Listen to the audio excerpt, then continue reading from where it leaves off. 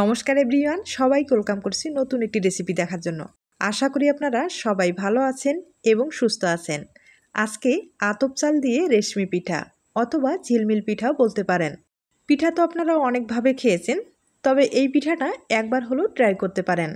পিঠাটা তৈরি করা কোনো রকম ঝামেলা নেই এবং কম সময়ে বানিয়ে নিতে পারবেন। আর একবার তৈরি করে পুরো বছর সংরক্ষণ করেও খাওয়া যাবে। এবার চলুন মূল রেসিপিতে যাওয়া যাক, আশা করি আপনাদের ভালো লাগবে। পিঠাগুলো তৈরি করার জন্য এখানে আতপ চাল নিয়েছি প্রায় 200 গ্রামের মতো। আর চালটা আমি আগে থেকেই 4-5 ঘন্টার মতো ভিজিয়ে রেখেছিলাম। আর ভিজিয়ে রাখার পরে অনেকটাই কিন্তু নরম হয়েছে। আর নরম হলে এই পিঠাটা কিন্তু তৈরি করতে সুবিধা হবে। তবে আপনাদের হাতে যদি সময় থাকে তাহলে কিন্তু 8-10 ঘন্টার মতো চালটা ভিজিয়ে রাখতে পারেন। চালটা যত ভালোভাবে নরম হবে ততটাই কিন্তু পেস্টটা তৈরি করতে সুবিধা হবে আর আঠালো হবে। আর আঠালো হলে এই পেস্টটা দিয়ে আপনারা যে কেউ সহজেই এই পিঠাটা তৈরি করে নিতে পারবেন। এবার আমি খুব ভালোভাবে পেস্টটা তৈরি করে নেব। পেস্টটা তৈরি করার পরে অবশ্যই কিন্তু চেলে নিতে হবে। চালের পেস্ট যত ভালোভাবে ব্লেন্ড করেন দানা কিন্তু একটু না একটু থেকেই যায়, তাই অবশ্যই কিন্তু চেলে নিতে হবে। আর চেলে নিলে সবচেয়ে বেশি ভালো হবে। আমি সম্পূর্ণ চালটাই ভালোভাবে পেস্ট তৈরি করে নিলাম আর 2 বারে পেস্টটা তৈরি করে নিলাম। এবার খুব ভালোভাবে আমি চেলে নিব। এই পিঠাগুলো মূলত হাতের কৌশলে তৈরি করা হয়। অনেকের ক্ষেত্রে হাতের কৌশলে কিন্তু এই পিঠাটা তৈরি করতে পারে না। তাদের জন্য বলছি, চিন্তার কোনো কারণ নেই। হাতের কৌশল ছাড়াই যে পিঠাটা তৈরি করা যাবে আজকে সহজ পদ্ধতিতে আমি তৈরি করে শেয়ার করব। আশা করি আপনাদের অনেকেরই উপকারে আসতে পারে। আমি খুব ভালোভাবে চেলে নিলাম। এবার সামান্য পরিমাণে একটু লবণ দিয়ে দিলাম। এখন হাত দিয়ে খুব ভালোভাবে একটু ফেটিয়ে নেব। আর যত ভালোভাবে ফেটিয়ে নেবেন এই ব্যাটারটা কিন্তু ততটাই ভালো হবে, পিঠাটা তৈরি করতে সুবিধা হবে।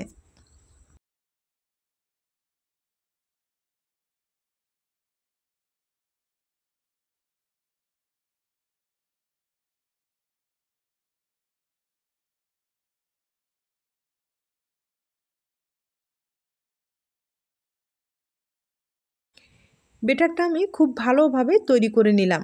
আর দেখতে পাচ্ছেন ঘনত্বটা কীরকম হয়েছে। তবে এই ঘনত্বটায় থাকবে, পাতলাও না বা ঘনও না, সেভাবে কিন্তু তৈরি করে নিলাম, হয়তোবা দেখে বুঝতে পেরেছেন। এবার আমি এখান থেকে কিছুটা ব্যাটার আলাদা করে নেব আর এটাতে ফুড কালার ব্যবহার করব। তবে আপনাদের ক্ষেত্রে ফুড কালারটা পছন্দ হলে দিয়ে দিবেন অথবা স্কিপ করতে পারেন।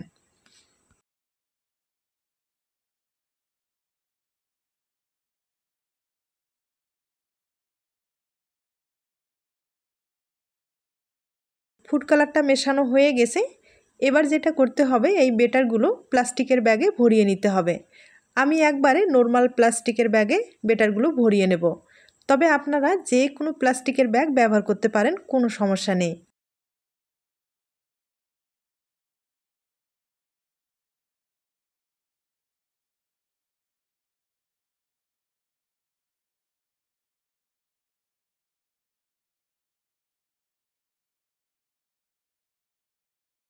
ব্যাটারগুলো আমি প্লাস্টিকের ব্যাগে ভরিয়ে নিলাম।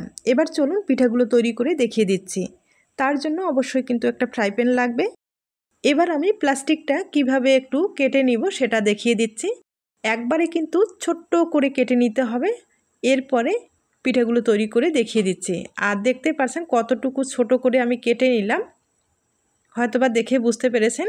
এবার পিঠাগুলো আমি তৈরি করে নিচ্ছি। খুব ইজিভাবে কিন্তু পিঠাটা তৈরি করা যায়, হয়তোবা দেখে বুঝতে পেরেছেন। তবে এই ব্যাটারটা যদি পাতলা করে তৈরি করেন বা ঘন করে তৈরি করেন তাহলে কিন্তু এই ডিজাইনটা তৈরি করতে পারবেন না, আমি আবারও বলছি।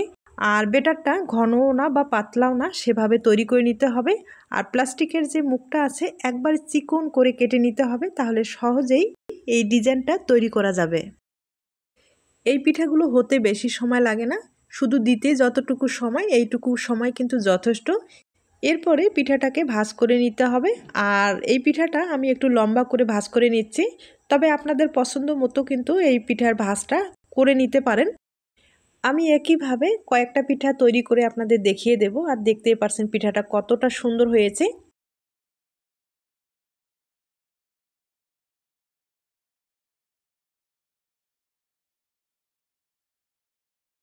এই পিঠাগুলো গরম অবস্থায় ভাজ করে নিতে হবে, আর ঠান্ডা হয়ে গেলে এই ডিজাইনগুলো তৈরি করতে পারবেন না। তাই গরম অবস্থায় এই পিঠাগুলো ভাজ করে নিতে হবে। এবার আমি যে ফুড কালারগুলো ব্যবহার করলাম সেগুলো একটু দেখিয়ে দিচ্ছি। আর ছোট্ট একটা কাছি নিয়েছি, কিভাবে কেটে নিলাম হয়তোবা দেখে বুঝতে পেরেছেন। একবারে চিকন করে কেটে নিলাম, আর এখন ঘুরিয়ে ঘুরিয়ে এভাবে কিন্তু ডিজাইন তৈরি করা যায়। শুধু একটা প্লাস্টিকের ব্যাগ দিয়েই এত সুন্দর পিঠা তৈরি করা যায়, হয়তোবা দেখে বুঝতে পেরেছেন।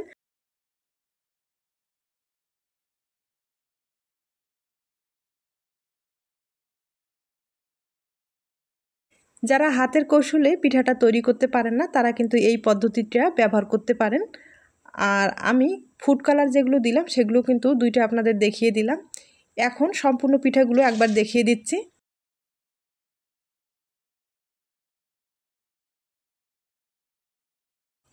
আমি কিন্তু অনেক কয়েকটা পিঠাই তৈরি করে নিলাম, আর দেখতে পাচ্ছেন পিঠাগুলো কতটা সুন্দর হয়েছে।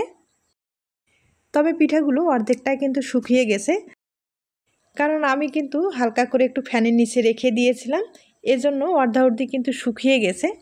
আর এই পিঠাগুলো রোদ্রে শুকাতে বেশি সময় লাগবে না, 1 হইতে 2 ঘন্টার মতো হলেই পিঠাগুলো কিন্তু শুকিয়ে যাবে। আর শুকানোর পরে পিঠাগুলো দেখতেই পাচ্ছেন কতটা সুন্দর হয়েছে। এভাবে কিন্তু আপনারা দীর্ঘদিন পর্যন্ত সংরক্ষণ করতে পারবেন।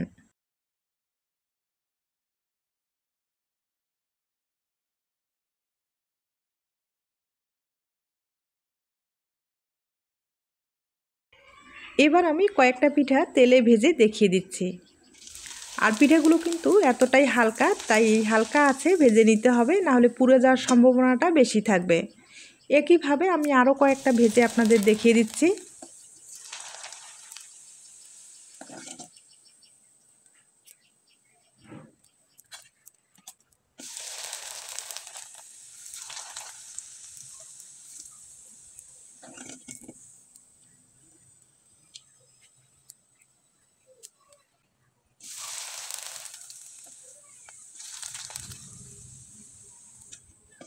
আমি কয়েকটা পিঠা আপনাদের ভেজে দেখিয়ে দিলাম, এবার আমি ভেঙে দেখিয়ে দিচ্ছি। তার আগে থেকেই আমি একটু গুড়ের শিরা তৈরি করে রেখেছি, পিঠাগুলোর উপরে একটু ছড়িয়ে দিচ্ছি, তাহলে পিঠাটা খেতে ভালো লাগবে।